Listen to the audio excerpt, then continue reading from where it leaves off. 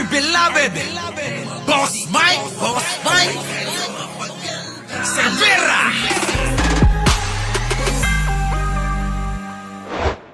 Si Digong, mga kababayan, ay sinugod na ho ng napakaraming mga pamilya ng biniktima niya. Pasok!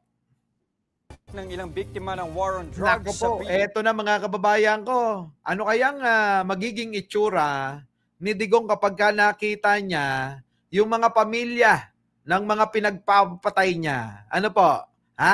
Sa tingin ho ninyo, Olive Macapagal, ano ho ang mararamdaman nung matandang Duterte? Kapag ka ho nakita na niya yung mga pamilya ng mga biniktima, pinatay niya, ano kaya? Sa palagay niyo mga kababayan, sa palagay ninyo, ano hong mararamdaman niyo? Kung kayo yung nasa kalagayan ni Digong, At itong pagkikita na ito mga kababayan grabe ito, aabangan ng marami, Sapagkat ito unang-una mga kababayan, ngayon lang huuli natin masisilayan ang ayoko namang kagawapuhan, Hindi naman tayo bolero dito. Ngayon lang huuli natin masisilayan ang kapangitan ng itsura ni Digong, mga kababayan ko. Yan po yun, di ba? Sa September 23. Nakaw! Eto na. Trial proceedings ni dating Pangulong Rodrigo Duterte sa Criminal Court. Sa dokumentong inilabas ng ICC, aabot daw sa 300 na nagsumite ng aplikasyon para makalahok sa kaso. Lahat daw sila nakaranas ng pasakit na resulta ng mga krimeng ipinupukol sa dating Pangulo. Nako, mga kababayan, hindi pala ito pamilya. Mga biktima rin ang karamihan pala. 303 mga kababayan ko, Mga biktima rin ito ni Digong. Naku, grabe na. Ano kayang mangyayari dito? Big J po from Corona, California. Packer, kamusta? Musta na po? Basta ako'y okay lang. Kayo ho dyan, dapat lagi ho kayong nasa ligtas na kalagayan, mabuting kalagayan, at syempre, sana'y lagi kayong masaya. Grabe, Verify daw ang pagkakakilanlan ng mga biktima sa pamamagitan ng kanilang mga government-issued ID. Kung papayagan ng korte, posible nilang makaharap si Duterte sa confirmation of charges hearing na nakatakda sa September 23. Nako, mga kababayan ko. Baka ho, ito'y magbaril na lang sa ulo kapag may hawak na baril ito. Sa totoo lang mga kababayan ko, si Digong, pag ito may hawak na baril sa kulungan, malamang matagal na ho itong nagbaril sa ulo kasi hindi niya akalain mga kababayan, sa kabila ng kanyang kapangyarihan, kanyang nakamit na kapangyarihan hanggang sa pinakamataas dito sa ating bansa, na kapangyarihan ay nakamit niya, ngayon nakakulong yung matanda. Di ba ba? Nakakulong di ba ba? Kita nyo si Pangulo, sabi ko nga, pasimple-simple, pero yung nagtatawag ng weak leader sa kanya, nakakulong Nakakulong, ayun, di ba? Sabi ni Olive Macapagal, konti lang daw yung nagla-like. Hayaan mo na, wag na nating hingin yan.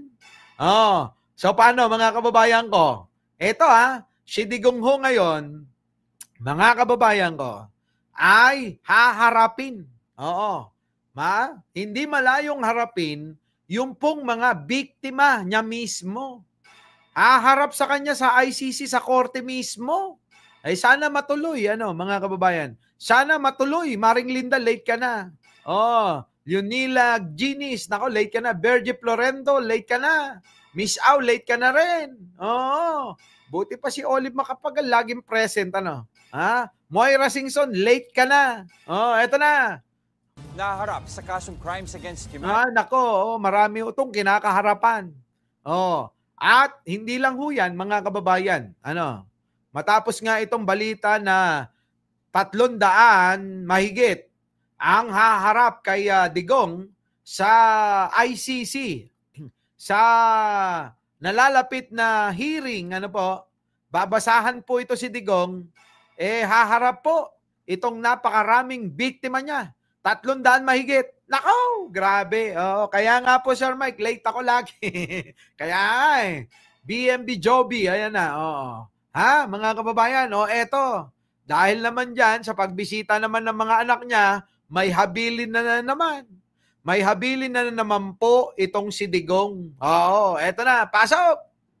Si dating Pangulong Rodrigo. Yan, may bilin para sa mga anak. Oy, Digong, kala mo naman talaga, ulirang ama ka. Tuloy. May bilin daw si dating Pangulong Rodrigo Duterte sa kanyang mga anak. Sa vlog ni Kitty Duterte, pinilinan daw sila ng ama na alagaan ang isa't isa at magtulungan. Nako, mga kababayan ko, sabi ko sa inyo nagbabago ang pananaw ng isang tao kapag ka nasa kulungan ito. Nagbabago ang pananaw ng isang tao kapag ka nasa sitwasyon na ng kawalan. Wala na di ba? Kawalan talaga yung iniikutan na lang ni Digong di po ba, mga kababayan ko? Maria Para Borja. Shout out. Nanay ko. Kay Nanay Bioli. Sabi ni Para. Ayan Hello po, shout out po sa Nanay Bioli ko. Naku. Pakisabi bata niya ako, kanyo Bata niya. Ako ang bata niya. Eto na. Hirap daw kasi kung kalaban mo na ang lahat, pati ang sariling kadugo. Kaso lang, yung mga nanay nyo nag-aaway-away. Yung nanay ni Kitty, nagwawala. Di ba? Kakampi niya, si Roque, tsaka si Maharlika. Sila magkakampi, mga kababayan Nasa The Hague sa The Netherlands, si Kitty, kasamang kanyang half-siblings na sina Vice President Sara Duterte at Congressman Pulong. Susunod daw doon si Davao City Acting Mayor. Yan, mga kababayan. Eto mga kababayan ko Hay, nako. Ewan ko ba dito sa mga ito, no? Ewan ko sa mga ito, Dahil mga kababayan, iba ang iba ang nanay ni Kitty, Iba Iba rin ang nanay nila Pulong. Tingnan nyo, sama na nga ng tingin matanda na si Pulong Kita nyo yung mukha tsaka si Sara, tsaka si Baste ngayon mga kababayan, may habilin daw yung ama na dapat sila nagtutulungan sa isa't isa. Tama ho yun. Tama ho yung habilin na yun kaya lang hanggang kailan kaya yan? Di po ba? Hanggang kailan na magkakaisa itong mga magkakapatid na to? Pagka ho ba namatay si Digong, hindi mag-aaway-away to dahil sa mga mana nila? Mga kababayan, marami na akong nasaksihan na ganyan. Pinag-aawayan po yung mana na galing sa mga magulang. Naku, di ba? Dahil sa pera, nasisira talaga. Di ba? Pero mga kababayan ko, sana naman wag, hindi. Pero sa mga ugali nila, mga kababayan, ewan ko na lang. Di ba? Sa ugali ho nila, mga kababayan ko, ewan ko na lang. Kung etong mga ito hindi mag-away-away, kita nyo naman si Sara. Sa ugali ni Sara lang, baliw-baliwan. Sa palagay nyo, pag wala na si Digong, hindi mag-away yan?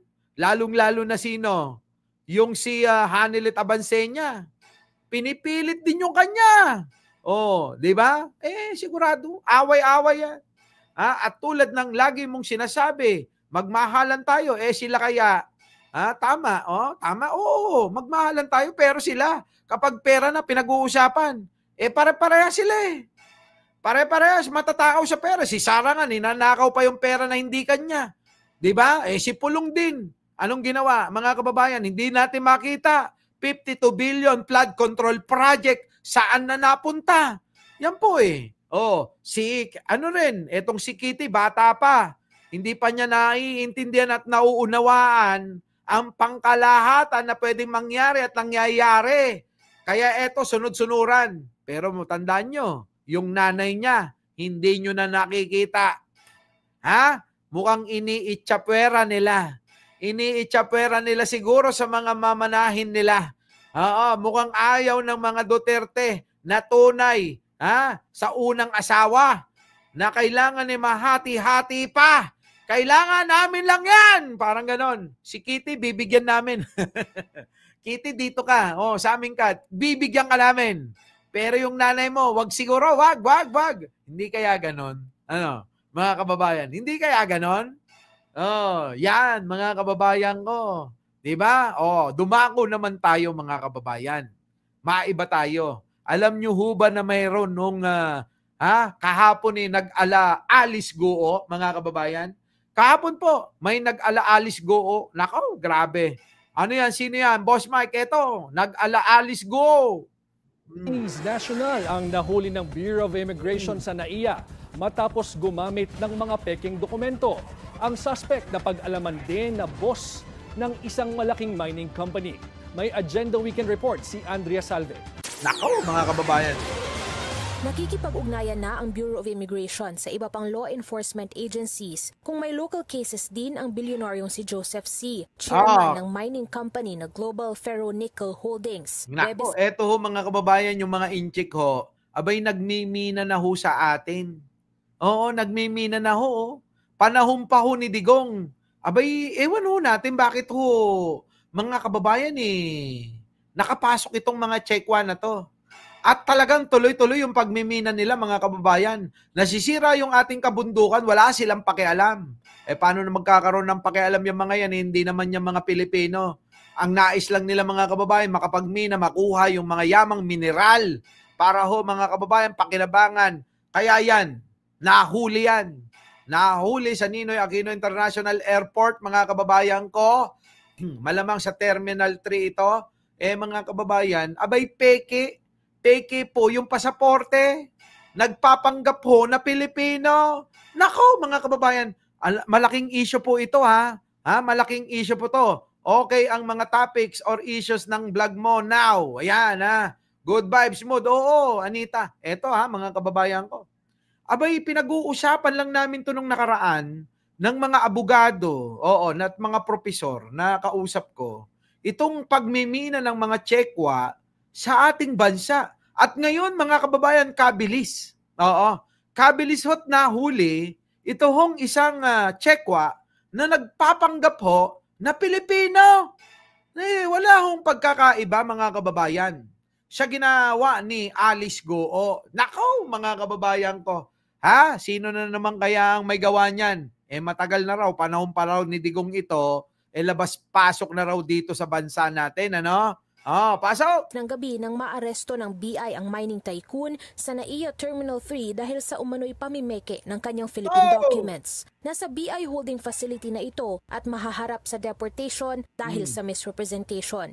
Mayroon po tayong nakuhang record mula sa Alien Registrations Division confirming sa isang fingerprint na nagmamatch po sa nito na isang Chinese national.